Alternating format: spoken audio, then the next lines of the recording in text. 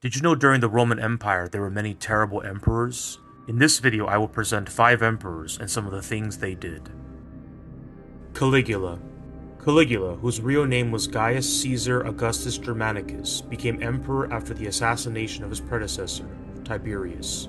Caligula was the son of the popular general Germanicus and Agrippina the Elder. His family connections and the military support helped him ascend to the throne. Despite an initially promising start, Caligula's rule became infamous for his erratic behavior, extravagance, and cruelty. Caligula exhibited megalomania and declared himself a god. He insisted on being worshipped as a deity and ordered the construction of a temple for his own cult. Caligula engaged in widespread confiscation of property and wealth, targeting both the wealthy elite and ordinary citizens. His financial policies were marked by extreme taxation and arbitrary seizure of assets.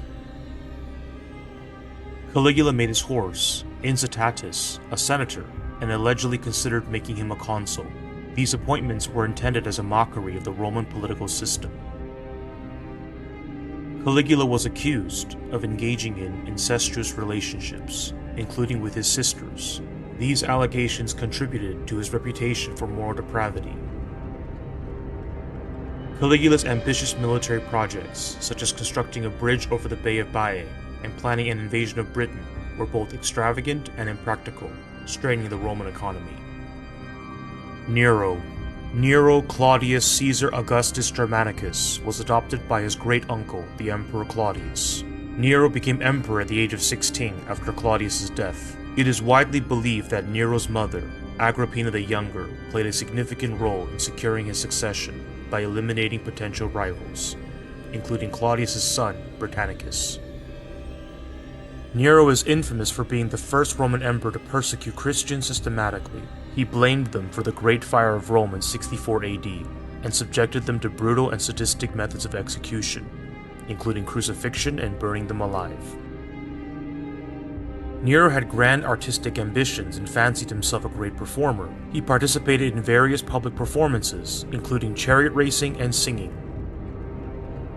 Nero engaged in political purges, executing several prominent senators and members of the nobility under the pretext of conspiracy. These purges were often arbitrary and driven by Nero's paranoia. Nero built the Domus Aurea, a massive and opulent palace complex known as the Golden House. It covered a large portion of central Rome and included extravagant features such as a rotating dining room. Facing a revolt and the threat of execution, Nero chose to end his own life in 68 AD. His death marked the end of the Julio-Claudian dynasty. Commodus. Commodus was the son of Emperor Marcus Aurelius and became co-emperor with his father in 177 AD. Upon Marcus Aurelius' death, Commodus succeeded him as the sole emperor. Unlike his father, Commodus' reign was marked by excesses, corruption, and a disregard for the well-being of the Roman Empire. Commodus had a fascination with gladiatorial combat and frequently participated in the arena as a gladiator, often fighting against weak opponents or wounded animals. This behavior was seen as a departure from the dignity expected of a Roman emperor. Commodus identified himself with Hercules and claimed to be the reincarnation of the god. He went to great lengths to portray himself as a divine figure, even dressing in lion skins and taking part in public events as Hercules. Commodus organized extravagant and costly games in the Colosseum, featuring gladiatorial contests, animal hunts, and naval battles. The financial burden of these games strained the Roman economy. Commodus' rule is often associated with the decline of the Roman Empire. His focus on personal pleasure and neglect of governance contributed to economic troubles and increased instability within the empire. After his assassination in 192 AD, the year of the 5 emperors followed, marking a period of political turmoil. Caracalla. Caracalla, whose real name was Marcus Aurelius Severus Antoninus, became emperor alongside his younger brother Geta after the death of their father, Septimius Severus. After Severus's death, a power struggle ensued between Caracalla and Geta. It eventually led to Caracalla orchestrating the murder of Geta, eliminating him as a rival. The murder took place during a family reconciliation meeting orchestrated by their mother, Julia Domna. Caracalla ruled as the sole emperor after Geta's death. Caracalla introduced a new coin, intended to serve as a double denarius. The new coin, however, had a silver purity of about 52%. The reduced silver purity of the coins caused people to hoard the old coins, which aggravated the inflation problem. In addition to the inflation problem, Caracalla pursued military campaigns against the Parthian Empire, achieving some success but also facing challenges. His military expenditures contributed to financial difficulties in the empire.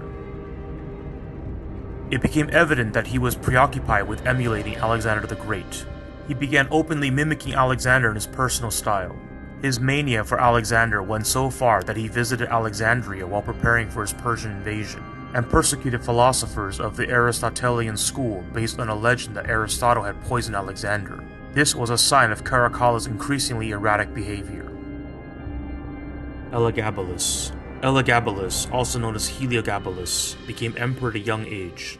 He was born in Emesa and was the hereditary high priest of the sun god Elagabal. His grandmother, Julia Maesa, engineered his rise to power by convincing the Roman army that Elagabalus was the illegitimate son of Caracalla, his cousin, which gave him a claim to the throne. Her manipulation and support from the military led to Elagabalus becoming emperor in 218 AD. Elagabalus was devoted to the Syrian sun god, and he attempted to elevate the deity to the position of the chief god of the Roman pantheon. This included introducing the worship of the sun god in Rome, which was met with resistance from traditional Roman religious authorities. Elagabalus was notorious for his extravagant and decadent lifestyle. He spent lavishly on parties, exotic pets, and luxurious items. His excesses and the perceived degradation of Roman values contributed to his unpopularity. Elagabalus was accused of organizing scandalous and lewd public spectacles, including wild parties and orgies. These actions further fueled his negative reputation among the Roman populace. Elagabalus challenged traditional gender norms by expressing a desire to live as a woman. He married and divorced multiple times, with rumors suggesting that he offered a large reward to any physician who could transform him into a woman. Elagabalus faced opposition from the Senate and the Praetorian Guard due to his erratic behavior and perceived disregard for Roman traditions. He was eventually assassinated at the age of 18. If you enjoyed this video, please like, subscribe, and share. This is Did You Know History, and thank you for watching.